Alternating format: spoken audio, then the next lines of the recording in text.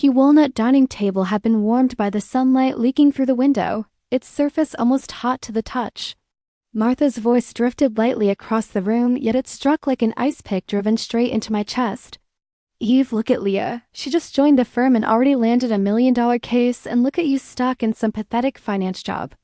You're not even worthy of carrying her shoes. My hand paused for half a second, knife and fork suspended midair. The metal tine scraped lightly against the porcelain plate, producing a faint yet grating sound. The air was thick with the smell of roasted turkey grease, mixed with the deliberately overwhelming perfume Leah had put on so heavy it was suffocating. For the past 30 years, I had heard words like these countless times. From elementary school, when she snatched my paintbrushes, to high school, when she secretly altered my college applications, and now standing on everything I had given up, playing the role of the perfect daughter in front of our parents. There's no need to carry her shoes, I said slowly, setting down my utensils. The legs of my chair scraped harshly against the floor as I stood. After all, the house you're living in, Leah's internship at the law firm, and even the diamond ring on your finger, those were all paid for with 3 years of my salary and overtime. Since Leah is so capable, from now on the mortgage and her expenses should be her responsibility. The smug expression on Martha's face froze instantly. Richard, my father, jerked his head up, his glasses slipping down to the tip of his nose, panic flashing in his eyes. Eve, what are you talking about? What mortgage? When did we ever make you pay for it? I let out a faint, humorless smile. My fingers brushed against the USB drive in my pocket. Inside it were not only records of every transfer I had made to the family over the past 3 years, but also Leah's fraudulent credit card applications made under my identity, her spending history, and recordings of private conversations between her and Martha discussing how to manipulate me into handing over all my savings to buy Leah a wedding house. These were the cards I had prepared long ago. I am 32 this year. A senior financial analyst at Pacific Logistics in the Port of Portland. I hold access to all core financial accounts, supplier contract keys, and even offshore account records entrusted to me privately by the boss. Not because I am extraordinary, but because I am quiet.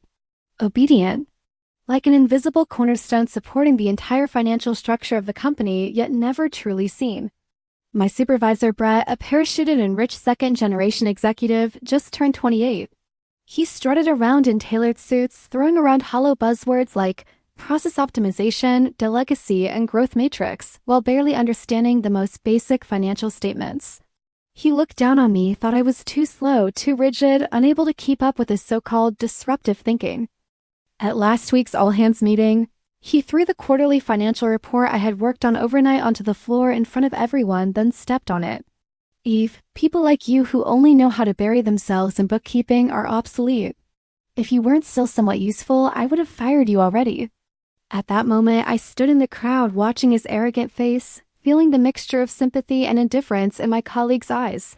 I said nothing. I simply bent down and picked up the report. Brett thought I was weak. Thought I couldn't afford to lose this job. What he didn't know was that what he had stepped on wasn't just a report, it was evidence. Evidence of his illegal asset transfers, his falsified financial data. Every loophole he thought he had hidden so well. Every adjustment he had asked me to make, I had preserved them all, encrypted and stored on my private hard drive.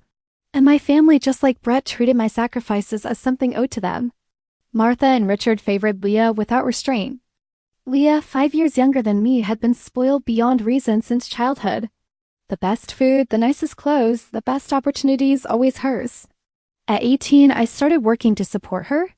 Private high school, a top university, and even after graduation when she couldn't find a job, I used my connections to get her into the best law firm in the city, slipping money to her supervisor behind the scenes.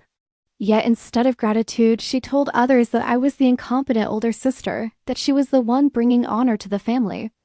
Eve, don't throw a tantrum, Martha said, recovering her composure, her tone softening but still laced with condescension. The family isn't doing well. Leah is at a critical stage right now. As your sister, it's only right that you support her.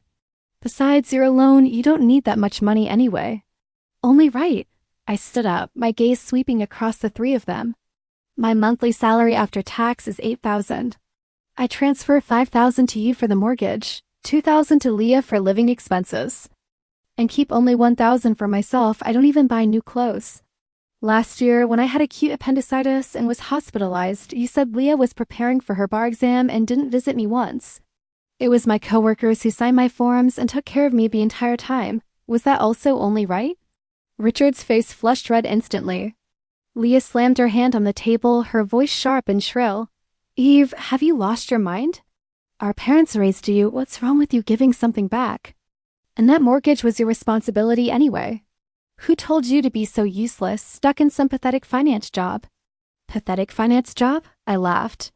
Then I took out my phone, opened the transfer records I had prepared in advance, and placed it in front of them. Since he moved in 3 years ago, every mortgage payment has come from me. The bank statements are crystal clear. And you, Leah, I looked at her, my eyes cold. You used my identity to apply for 3 credit cards, racked up nearly $100,000 in debt on luxury bags and trips, and even sold a used car under my name. All that money went to your boyfriend. Have you forgotten? Leah's face turned deathly pale. Her eyes darted away. I didn't. You're framing me.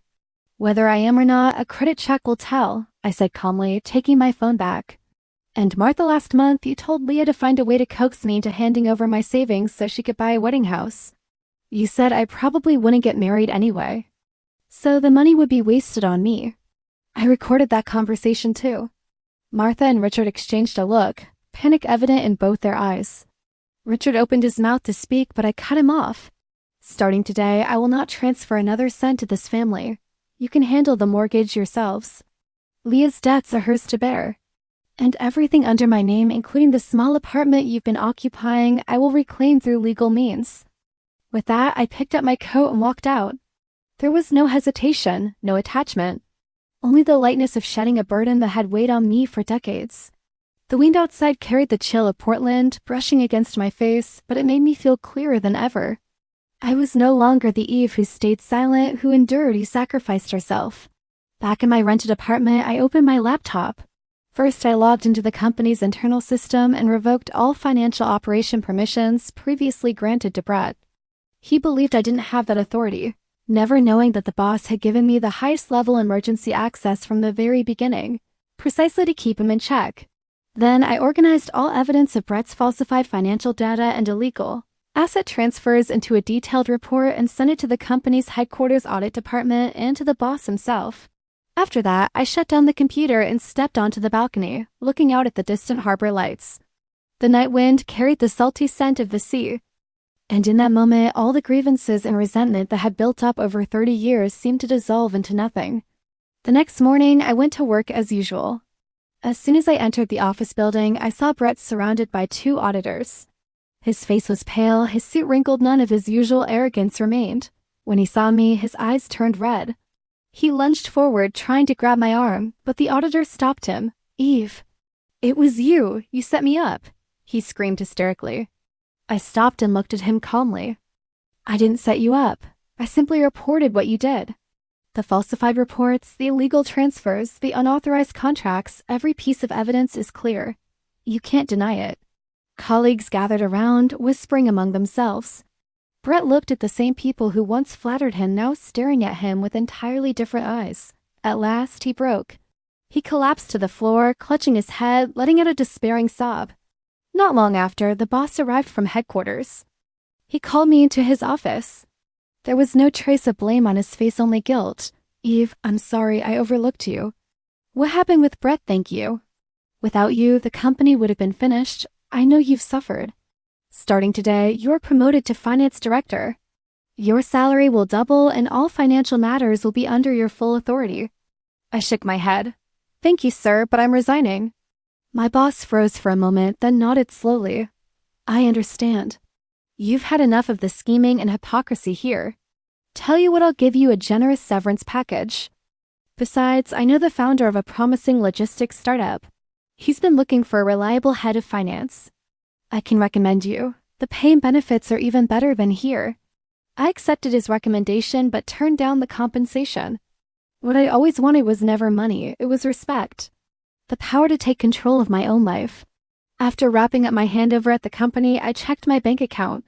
Since canceling the automatic transfers, my savings had grown considerably. With that money, plus what I'd set aside over the years, I bought a small apartment in Seattle. It wasn't big, but it was warm and bright with a spacious balcony perfect for growing sunflowers, my favorite. The day I moved in, the sun shone bright.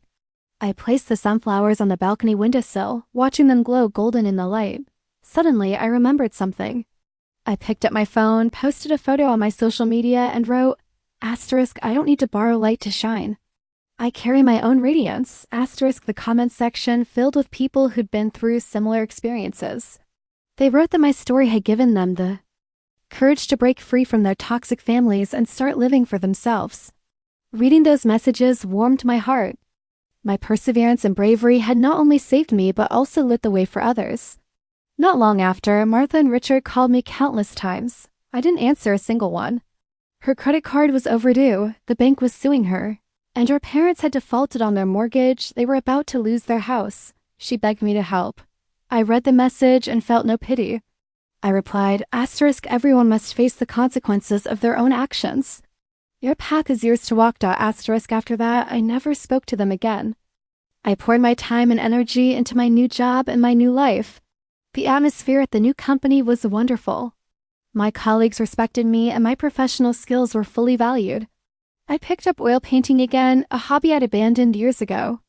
On weekend afternoons, I sat on the sunlit balcony, brushing color onto canvas stroke by stroke. I signed up for yoga classes and practiced in the park every morning. My body grew more relaxed, my mind more at peace. On weekends, I met up with new friends for hikes, camping trips, and visits to the coast. We watched sunrises from mountain peaks, sunsets by the ocean, talking about life and dreams, free from the chains of my family. Free from office politics, left only with pure joy. One day, while shopping at the supermarket, I ran into Sarah, a former colleague. She told me Brett had been convicted of falsifying financial records and illegally transferring assets. The company had taken a heavy hit from his actions, but thanks to my timely report, it hadn't collapsed completely. She'd been fired from her law firm job and was working as a waitress. Martha and Richard had taken low-level jobs, struggling to get by. I no longer hated them, no longer resented them. They'd paid the price for their greed and favoritism. And I had long stepped out of their shadow, living exactly as I wanted. One Friday evening, I wasn't trapped by family drama or crushed by work pressure as I used to be. I smiled softly. Once I thought silence would bring peace, that devotion would earn approval, that people-pleasing would win favor. But I learned later that true peace doesn't come from staying quiet and backing down. It comes from daring to speak up for myself. True recognition isn't given by others. It comes when you learn to love yourself first. All those years of being overlooked, all my efforts dismissed, all the old hurt and frustration, none of it had been in vain. Late autumn in Seattle carries a faint chill. Morning fog, salty from the sea, drifts past the floor-to-ceiling windows of my apartment. I stand on the balcony, watching hurrying pedestrians on the street below, holding a warm latte. Comfort seeps from my throat to my chest, a kind of ease I never knew before. No more fearing sudden phone calls. No more being trapped by someone else's expectations. No more staying up late calculating how much to send home that month. Work at the new company had settled into a steady rhythm. As head of finance, I led an overhaul of the company's financial processes, closed several potential funding gaps, and optimized the cost accounting system, cutting operational expenses by nearly 30%. Mr. Davis, the founder, trusted me deeply. He granted me substantial equity dividends and often said, "Eve, you're the anchor of this company. With you here, I know we're steady." I grew closer to my colleagues too. On weekends, we wandered the stalls at Pike Place Market or hiked to Mount Rainier National Park. One of them, Claire, my age, had also escaped a toxic family. We often sat at the cafe downstairs after work, sharing our stories. When she heard about Martha, Richard, and Leah, she squeezed my hand and said, "Eve, you're so brave. Not everyone has the courage to cut off relationships that drain them." I smiled and shook my head. I knew that bravery had come from countless nights of inner struggle. Once I thought blood ties were unbreakable, but if I just gave a little more, compromised a little further, I might finally earn my parents' favor and Leah's approval. But I eventually realized some family bonds were unbalanced from the start. The more I bowed and begged for kindness, the more they took advantage. That afternoon, I was reviewing quarterly reports at my desk when the front desk called.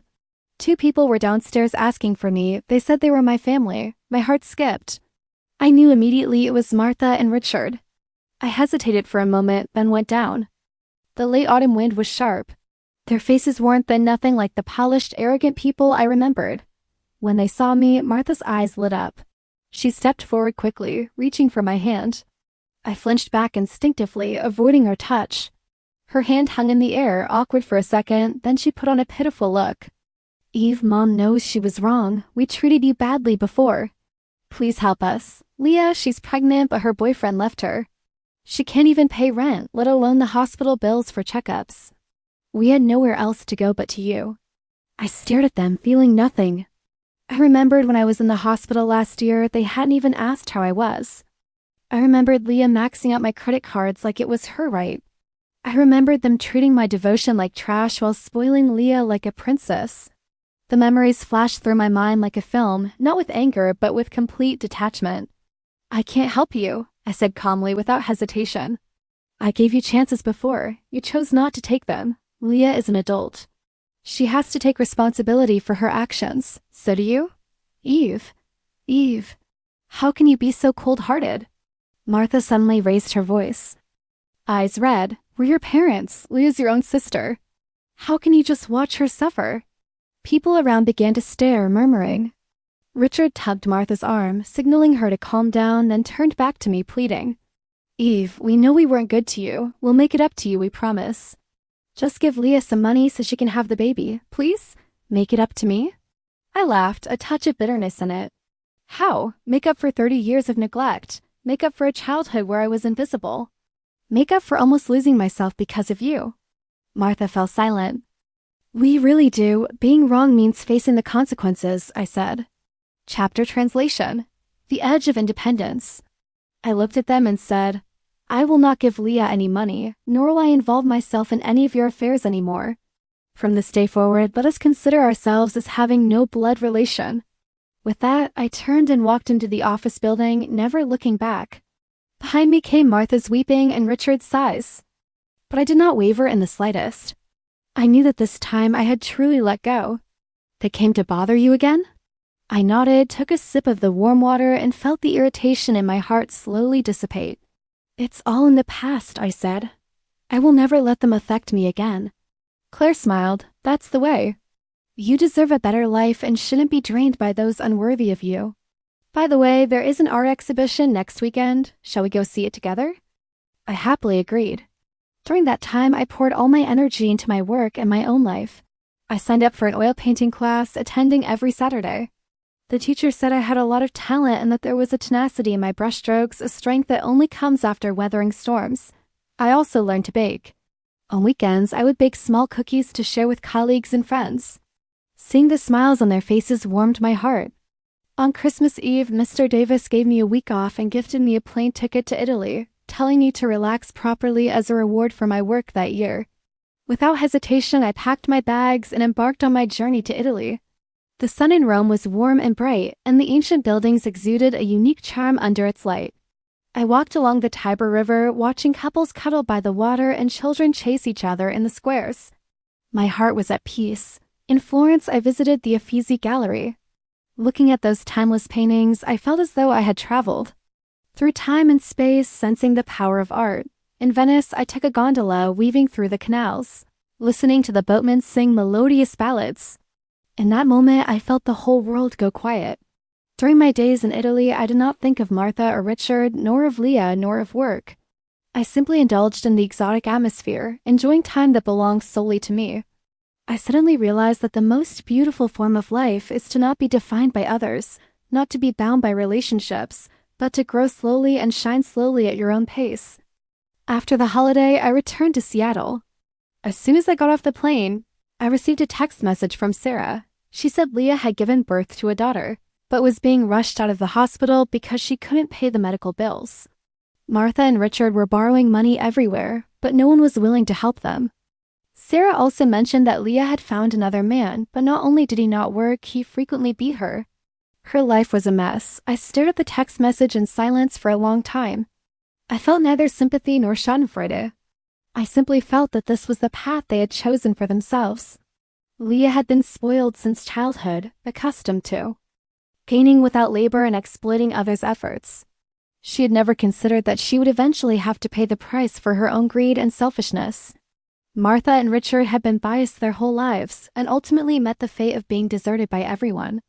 In the spring, I opened a small coffee shop in downtown Seattle, right downstairs from my apartment. The decor was simple. Warm yellow lighting, wooden tables and chairs, my own oil paintings hanging on the walls, along with some notes left by customers. I named the coffee shop Edge or Sharpness, signifying that every girl can possess her own edge and walk without borrowing light from others. The coffee shop business was very good. Many people came every day to drink coffee, read, and chat. Many girls with experiences similar to mine would share their stories here, encouraging and warming one another. I often sat behind the bar watching the smiles on their faces. One day, a plainly dressed woman walked into the coffee shop. She kept her head down, looking at me. I looked up and saw it was Leah. She was much thinner than before, her face pale, with obvious bruises around her eyes, cradling a swaddled infant in her arms. Eve, her voice was hoarse, her eyes full of guilt. I know I was terrible before. I shouldn't have stolen your things, shouldn't have plotted against you. I shouldn't have ... I interrupted her. Sit down. What would you like to drink? She found a seat by the window and whispered, just a cup of hot milk. I brought her the hot milk. She looked at the child in her arms and tears fell. I used to always think it was natural for my parents to spoil me, and that it was natural for you to make sacrifices for me. But only after I became a mother myself did I understand that no one is obligated to keep giving to you. My life is not good right now. That man beats me, my parents can't help me, and I really don't know what to do. I looked at her. My heart was calm, yet I still said, you chose this path yourself. You can only walk it yourself. But remember, stop thinking about relying on others. Only by becoming strong yourself can you truly break free from your predicament. She nodded, tears falling even harder. After finishing the hot milk, she held her child, stood up to thank me, and then turned to leave the coffee shop. Watching her retreating figure, I felt no emotion whatsoever. I simply felt that everyone must take responsibility for their own choices. This is an eternal truth. I even hired 2 employees, so I no longer had to do everything myself. I maintained my habit of morning runs, continued attending oil painting classes weekly, and went hiking and camping with friends. I became more and more composed, more and more confident, and smiled more and more. One day, I was reading in the coffee shop when a man walked in. He was wearing casual clothes, had a gentle demeanor, and held a copy of my favorite book. He walked up to the counter and smiled, "Boss, an Americano with ice. By the way, do you like this book too?" I looked up at him, my heart stirring slightly. His name was Elliot, an architect who lived in a nearby neighborhood. We chatted very compatibly, from books to art, from travel to life. After he learned my story, he showed no sympathy or pity, only respect and admiration. He said, "Eve, you are very brave and strong. To walk out of the shadow of your original family and live the way you like is truly not easy." After that, Elliot often came to my coffee shop. Sometimes he would read with me, sometimes accompany me on morning runs, and sometimes take me to discover niche scenic spots in Seattle. He respected my past and supported my choices, never forcing me to do anything I didn't like. Being with him, I didn't have to pretend or be cautious. I could fully be myself. It was another Friday evening. The sunset shone through the coffee shop's glass windows, casting a warm and bright light on the floor. He reached out and gently held my hand. His hand was warm, making me feel very secure. Looking into his eyes, I suddenly thought of myself from many years ago, that silent, humble girl who desperately tried to please others. She never imagined that one day she could possess such a peaceful and happy life. That night, I returned to my apartment and stood on the balcony, looking at the city lights in the distance. Elliot sent a message. "Eve, you are like a beam of light, illuminating yourself and illuminating me too." Looking at the message, I couldn't help but smile. I picked up my phone, opened my social media account, and updated a post. It was still that photo of sunflowers, and the caption remained the same. No need to borrow light to walk. I carry my own edge. In the comments section, many girls left messages saying they had also broken free from the shackles of their original families and found lives belonging to themselves. Some said they had also opened their own small shops and lived the way they liked. Others said thank you to me for letting them know that as long as a girl is brave enough, she can possess her own light. I read the messages one by one, my heart filled with warmth. It turns out that my persistence and bravery could truly influence others. It turns out that when you no longer expect partiality from others, no longer crave others' approval, and focus on your own life, you will discover that you have long possessed enough power to eliminate your own life and rush toward a future that belongs to you.